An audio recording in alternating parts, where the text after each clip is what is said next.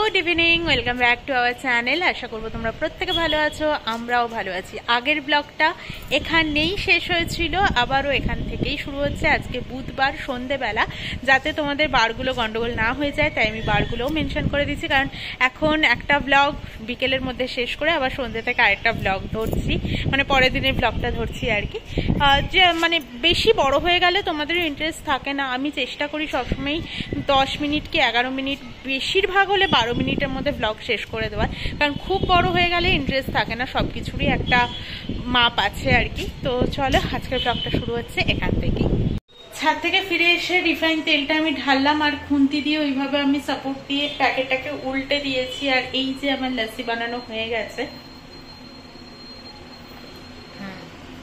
আমি বিট নুনটা একটু বেশি দিয়ে চিনিটাকে একটু কম দিই, আমার ভালো লাগে। প্রমির আবার একটু মিষ্টি মিষ্টি খায়, তো যাই হোক, যা যেরকম টেস্ট আর কি। তো চলো এখন ঘরে গিয়ে বসে রাত্রে রান্না রাখতে হবে। আমি এলাম এখন রান্নাঘরে, মাছ ভাজা বসিয়েছি। এখনই করবো না, এখন বাজে 9:32। জাস্ট মাছগুলোকে ভাজবো, ও বলে গেছে ঝাল খাবে।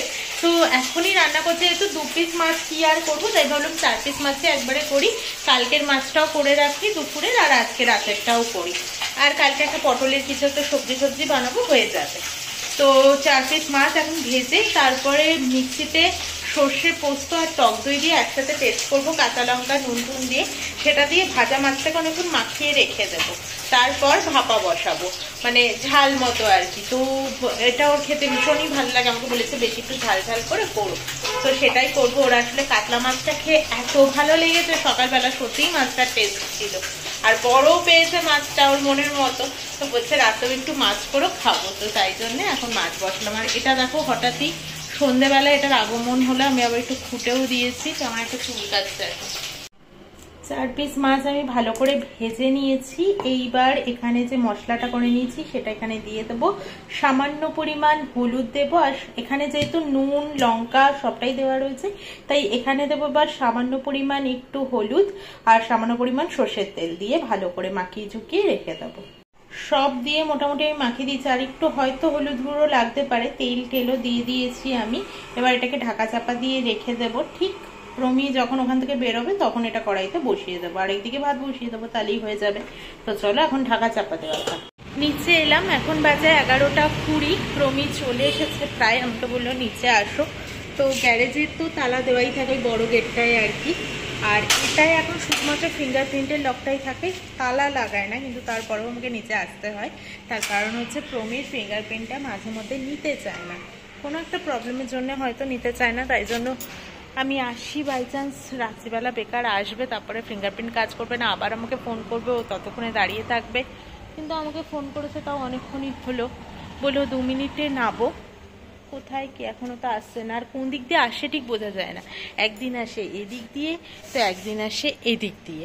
কালকে এসছে এদিক দিয়ে, তার কয়েকদিন আগে অব্দি এসছে এদিক দিয়ে, এবার কোন দিক দিয়ে আসবে কে জানে। দাঁড়িয়ে থাকো এবার, সেটাই কাজ। আর রান্না আমার হয়ে গেছে, তোমাদেরকে গিয়ে দেখাচ্ছি মাছটা কেমন দেখতে হয়েছে। মাছটাকে এইরকম দেখতে হয়েছে, যেমনটা উনি খেতে চেয়েছেন তেমনটাই হয়েছে আশা করি। তো চলো, ভাত তো হয়েই গেছে, এবার আমরা খাওয়া দাওয়া করে নিই। আজকের মতো টাটা, গুড নাইট, আসছি আবারও কালকে সকালে। গুড মর্নিং, আজকে হচ্ছে বৃহস্পতিবার, আর এখন বাজে সকাল 9:30। কিন্তু আকাশ দেখলে কে বলবে যে এখন 9:30 বাজে। পুরো মেঘলা করে আছে চারদিকটা। তো আমার স্নান দান হয়ে গেছে, জামা কাপড়ও আমি মেলে দিয়েছি। তো এখন এসেছি ফুল তুলতে, কিন্তু আজকে কিন্তু রান্না হয়নি।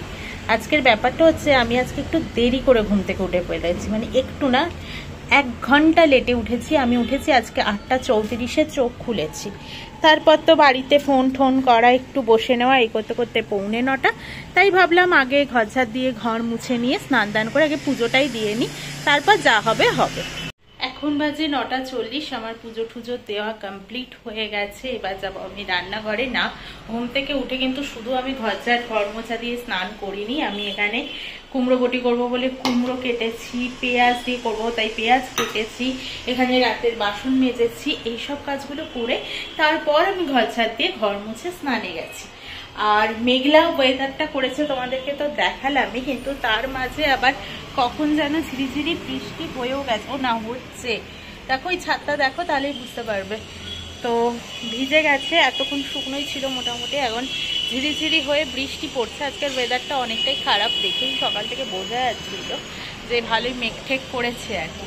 তো চলো এবার গিয়ে রান্নাটা বসাই, কুমড়ো বটি করবো। আর কালকে যে রাতে মাছটা করে রেখেছি তোমরা তো দেখলেই, ওই মাছটা গরম করে দেবো। আর হচ্ছে টিফিনের জন্য সুজি বানাবো, ম্যাঙ্গো লস্যি বানাবো। কাজ আছে মোটামুটি, এখন বাজে 9:30, 9:40। আর কালকে বা রোজ দিনই মোটামুটি আমার 9:30 হয়ে যায়, কারণ আমি 7:30 থেকে 7:34, 35 এর মধ্যে উঠে যাই। আজকে সুপার ডুপার লেট হয়ে গেছে, কারণ মেঘলা করেছে, রোদ ঢোকেনি জানলা দিয়ে। আর আমি আজকে ডাস্টবিনের আওয়াজও শুনতে পাইনি, গাড়ি এসেছিল যে, যাতা হয়ে গেছে। আজকে আমি 8:34 ঘুম থেকে উঠেছি। তো চলো তাড়াতাড়ি এবার রান্না বসে। এখানে আমটা আর টক দইটাকে একসাথে মিক্সিতে গুঁড়িয়ে নিয়েছি, সামান্য একটু চিনি দিয়েছি, কারণ আমটা ততটাও মিষ্টি ছিল না যে টক দইয়ের টকটাকে একদম মিশিয়ে দিতে পারবে আর কি। তো ব্যালেন্সের জন্য আমি একটুখানি চিনি দিয়েছি আর একটু বিট নুন দিয়েছি।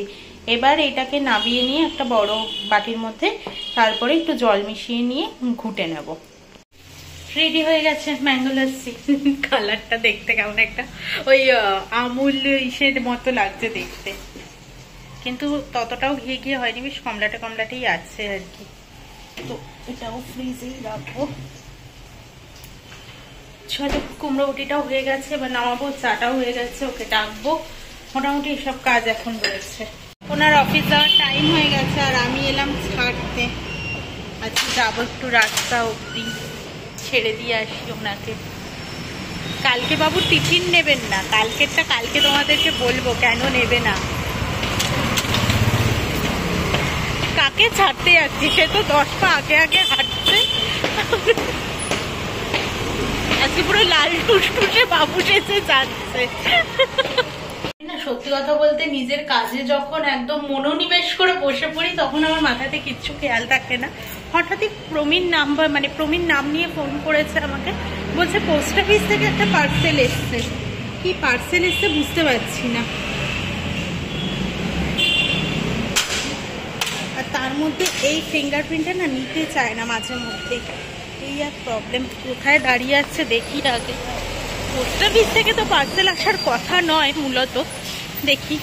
প্রমের কাজ দেখো, আদিয়োগী থেকে রুদ্রাক্ষ বা কিছু একটা অর্ডার দিয়েছিল, ফ্রিতে হয় না, ঈশা ফাউন্ডেশন থেকে, আদিয়োগীর থেকে এটা পাঠিয়েছে। তারপরে ও করার পর তো অনেকটা টাইম লাগলো, ওই জন্য ও ভুলে গেছিল না, আমিও তো ভুলে তো গেছিলামই। তো ওকে জিজ্ঞেস করলাম, বলছি জানি না তো কি কিছু আসার কথা। তো এইটা এলো। প্যাকেটটা আমি খুললাম, ভেতর থেকে এই দুটো কাগজও বেরিয়েছে। আর হচ্ছে এটাই আছে বিভূতি, এটাই রুদ্রাক্ষ, এটাই আছে হচ্ছে দুটো কালো কার, আর ফাইনালি আদিয়োগীর একটা ফটো। এই হচ্ছে পাঠিয়েছে। কালকের ব্লগটায় যখন আমি আমার সমস্ত গাছেদের কথা বলেছি, তখন শ্বেতা পাল তুমি বলেছিলে আমার মানি প্ল্যান্ট গাছটাকে দেখাতে। আমি বলেছিলাম হ্যাঁ অবশ্যই, আমি কালকের ব্লগে তোমার সাথে শেয়ার করবো, মানে পরের দিনের ব্লগে। তো এই হচ্ছে আমার এখন মানি প্ল্যান্ট গাছটার অবস্থা। এটা না চারদিক দিয়ে মানে বেরিয়ে পড়েছিল লতা পাতাগুলো, তো আমি পুরো লতাগুলোকে একদিকে ধরে নিয়ে গিয়ে ওই দেখো ওখানে বেঁধে দিয়েছি। এবার ওপর দিয়ে এরকম করে বাইয়ে দিয়েছি। তো এরকম ভাবে এখন ওপর দিকে উঠছে। আমি জানি সেটটা এখন সুন্দরভাবে করা হয়নি, অনেক ডালপালা এখান থেকে একটু কাটতেও হবে, ছাঁটতে হবে আর কি। তো এখন এটার প্রতি আমি সেরকম কোনো যত্ন দিচ্ছি না, যেটুকু যত্ন না নিলে না নয়, মানে শুকিয়ে যাবে নয়তো, সেইটুকুই যত্ন নেওয়া হচ্ছে এখন। বাকি তেমন কিছুই করা হচ্ছে না, গাছটা এভাবেই রয়েছে এখানে। এখন মোটামুটি বাড়ছে গাছটা এভাবেই। গাছ তো দেখালাম, আর এবার খাবো আমি ম্যাঙ্গো লস্যি। আর এটা খেয়ে ফ্রেশ হয়ে ড্রেস চেঞ্জ করে সন্ধে দিয়ে তারপরে যাব আমি একটু বাজারের দিকে, কারণ আমার বরের ইচ্ছে হয়েছে তিনি পুঁই শাক খাবেন, তো তাই জন্য পুঁই শাক আনতে যেতে হবে। তো এটা খেয়ে নিই এবার। রেডি হয়ে গেছি, এবার বেরোবো। সন্ধ্যে দেওয়া আমার কমপ্লিট হয়ে গেছে, তো চলো এবার বেরোই। আর আজকের মতো ব্লগটা এখানেই শেষ করছি। কালকে আবারও আসবো একটা নতুন ব্লগের সাথে অবশ্যই তোমাদের কাছে। আর পরের ব্লগটা বাজার থেকেই নয় শুরু হবে, আমি তোমাদেরকে এরকম বলেই দিচ্ছি যে পরের ব্লগটা কোথা থেকে আবার শুরু হবে না হবে। তো যাই হোক, আমার মনে হচ্ছে এভাবে বেশ আমারও ভালো লাগছে, আশা করি তোমাদেরও দেখতে ভালো লাগছে। তোমাদের কমেন্টগুলো আমার কাছে সত্যিই ভীষণ বেশি মূল্যবান, তোমাদের কমেন্ট পড়তে আমার ভীষণ ভালো লাগে। তো চলো আজকের মতো টাটা। যদি কোনো নতুন বন্ধু চ্যানেলে এসে থাকো তাহলে প্লিজ তার কাছে একটাই অনুরোধ রইল, সাবস্ক্রাইব করে পাশে থেকো, লাইক শেয়ার কমেন্ট করতে কিন্তু তোমরা ভুলো না। আর আমার যারা পরিবারে আছো, যাদেরকে নিয়ে আমার এই ছোট্ট পরিবারটা, তাদেরকে জানাই অসংখ্য ধন্যবাদ, এভাবেই পাশে থেকো। আজকের মতো টাটা।